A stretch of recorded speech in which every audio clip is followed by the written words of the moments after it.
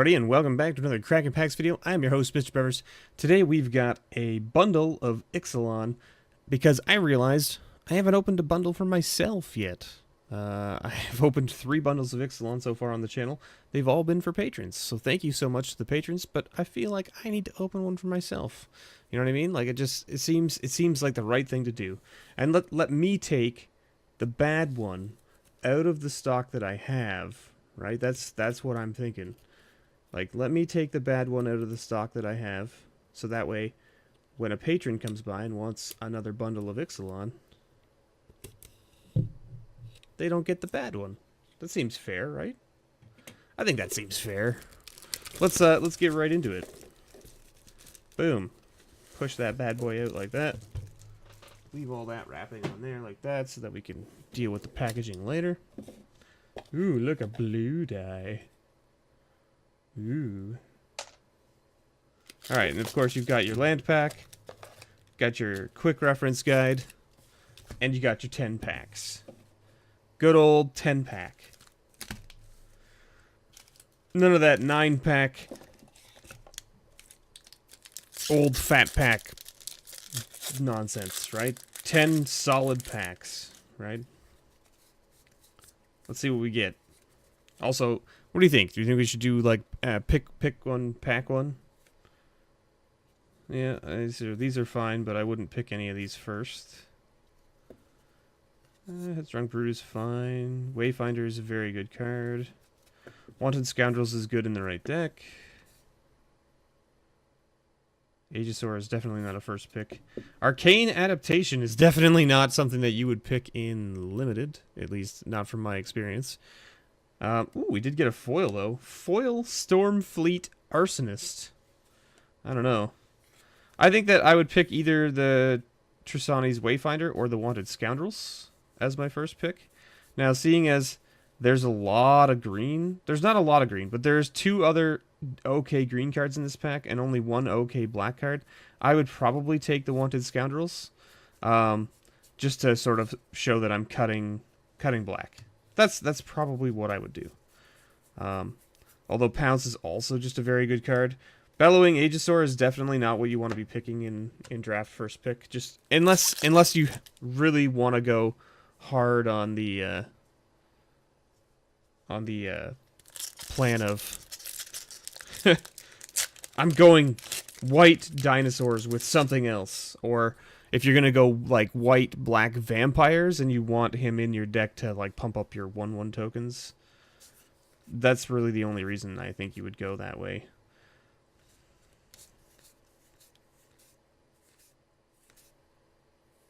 Deep Root Waters, Ruthless Knave, Ixalan's Binding. This is definitely a first pickable card. Very good enchantment. Exiling a thing and then preventing them from playing additional copies, especially in Limited. And our rare is an Angrath's Marauders. See, like, that's also not a first pickable card, in my opinion. So, it's way too big for what it does. Or I should say, it costs way too much for what it does.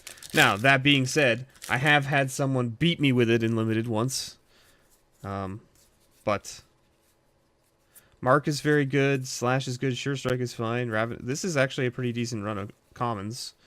Mark is fine. Slash is fine. Sure Strike is fine. Ravenous Daggertooth is fine. Shaper's Apprentice is fine. Prying Blade is kind of meh. Headstrong Brute is fine. Kinjali's Collar is good in the right deck. Trishana's Wayfinder is very good. Kami Keeper is kind of meh. Sentinel Totem. Like, I don't think I've seen anybody play it. Seeker Squire, very good in the green-black Explore deck or the black-blue Explore deck. Another Bellowing Aegisaur, and our first mythic. An Axis of Morality. Not a card. So far, if these were our 3 packs in draft, we would not have been picking any of the rares for our deck. Yeah, fine. Fine. Pounce good. Okay, so... Ooh, alright. Out of those commons, probably the Pounce over anything else. Pillar of Origin. Not really what you're looking for. Sky Terror, fine card if you're in red-white. If you're in red-white, this is a very good card.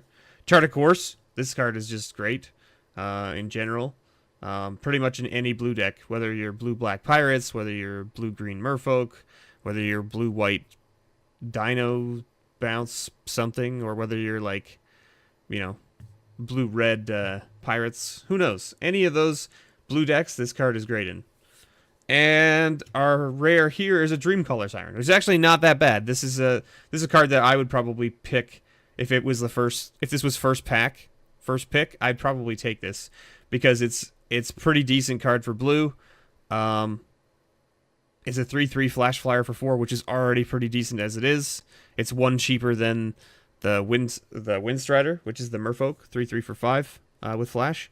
And then he can't block flying, which is not great. But when he enters the battlefield, if you control another pirate, you tap 2 non-land permanents. So not bad. And then we got a foil Fathom Fleet Firebrand. All right. What else we got here?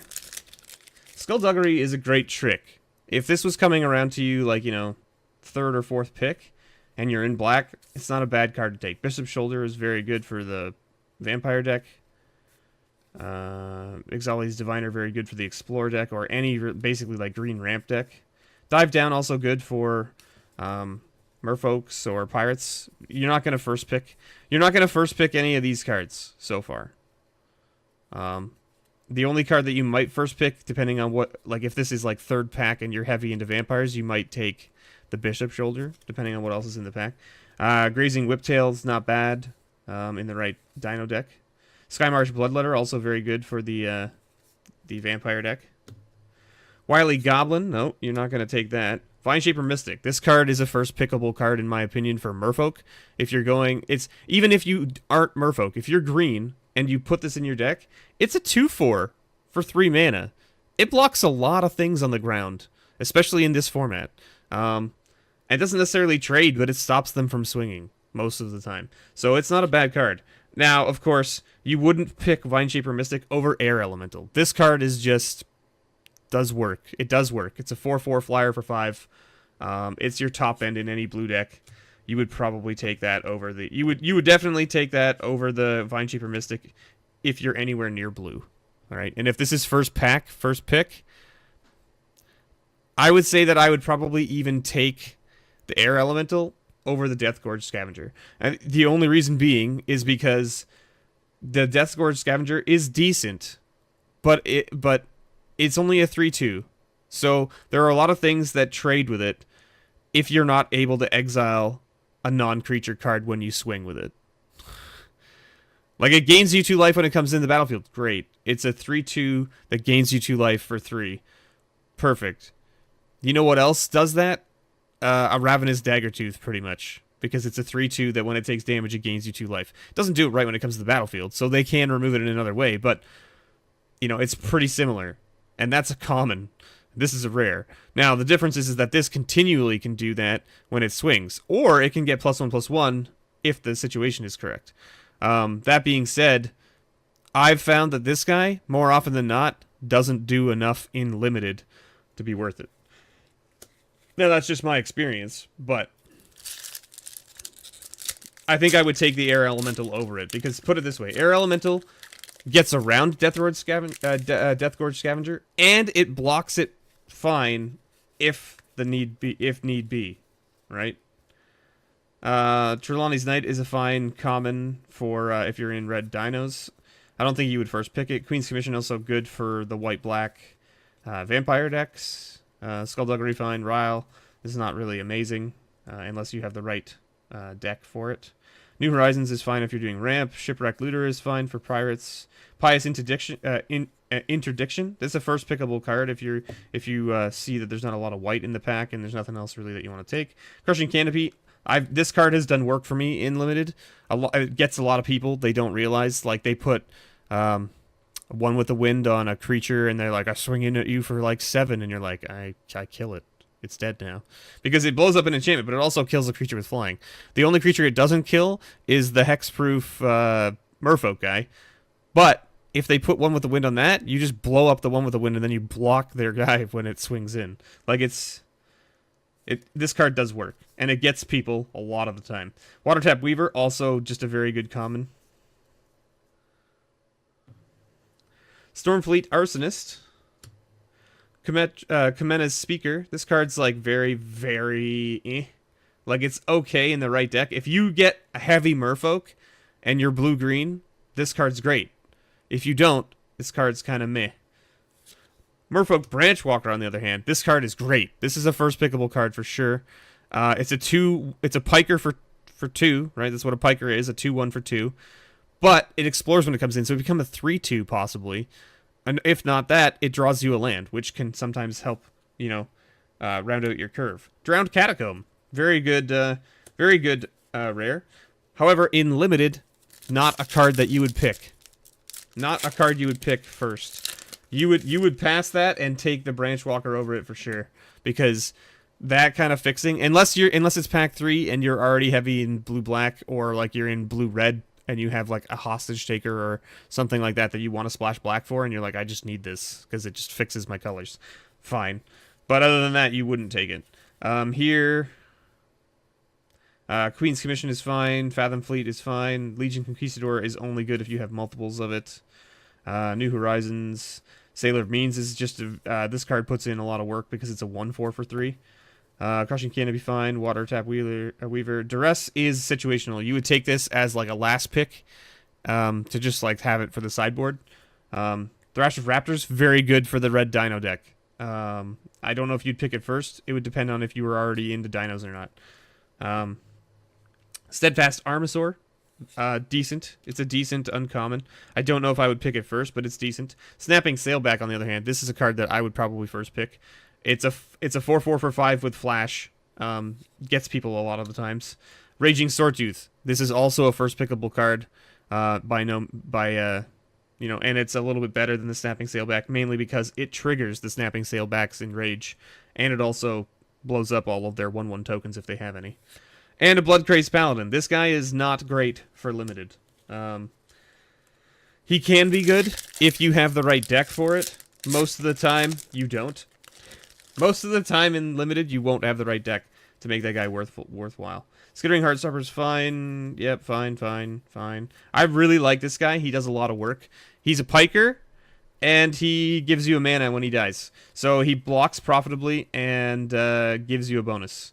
Depths of Desire also just really good for the blue decks. Skymarch Bloodletter, fine.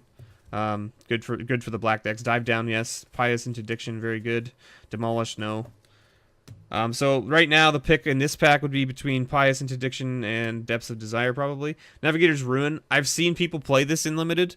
I had played against a guy online a little while ago, and he had 3 copies of this in his deck, and he played 2 of them on turn 4. Like, played 1 on turn 3, played 1 on turn 4, and I was like, oh, okay. All right, well, I guess I'm going to be milling all of my cards.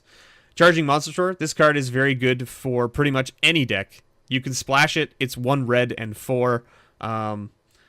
It's pretty much one of the best cards to splash in this format. You might even first pick it. Deathless Ancient, also a very good card. If you're going into vampires or you want to go into vampires, this card's definitely a first pickable card as well, because it's a 4/4 that comes back. And yeah, it costs 6, but you can bring it back. Entrancing Melody, this is your first pick from this pack. This card is just bonkers. People cannot deal with it most of the time. You take whatever their biggest thing is, and they go, well, I guess that's the end of that. And the only way that Entrancing Melody really doesn't do work for you is if they have, like, a bounce spell, really. So if your opponent's playing blue, then you got to watch out. But other than that, it's pretty much they either have to use one of their own removals to kill it, or you get to keep whatever their thing is. Grim Captain's Call, Elite, Elaborate Fire Cannon. Raptor Hatchling is decent if you want to go into red dinos. Trelawney's Skin Shifter. I'm not a big fan. I've seen people play it in limited, and it can do work if you have the right creatures to go with it, because it's when it attacks, it becomes a copy of another target non-legendary attacking creature. So as long as you have other creatures that are worth copying, it's definitely worth taking him. But if you don't, he's not great. Now, that guy copying like a Thrash of Raptors, that works out pretty well, because then you get 2 5/3s with Trample, which is pretty sweet. Heartless Pillage, meh. Sleek Schooner, I've tried to play this in a couple drafts, and it just kind of like, Like, it's alright, it's not great. I think it would be okay in, like, the Vampire deck, because you get a lot of 1/1 tokens with Lifelink, and a 1/1 is all you need to crew a 4/3, so that's not so bad. Emissary of the Sunrise, this card is just great as well. It's a 2/1 for 3, but with First Strike. And when it comes in, it explores. So it becomes a 3/2, hopefully, with First Strike, which is pretty good. And Argul's Bloodfast as our last rare there. And that card's alright. I don't think I would play it in draft. I played it once. It wasn't amazing. But anyway, there you go. That was a little bit of a different opening from a fat pack or bundle kind of look. I did a sort of like a first pick, pack one, pick one kind of thing. Let me know what you guys think. If you think that I'm crazy and that I should have picked a different card, let me know below in the comments. If you think you like this format, maybe I'll do more of it. I don't know. Who knows? Anyway, thank you guys so much for watching. I've been your host, Mr. Bevers. Don't forget, I have a store, nerdvadastore.ca, as well as a Patreon page where you can get discount codes to that store, and things like grab bags, bundles, boxes, things like that. So thank you so much for watching, and as always, may your pulls ever be better.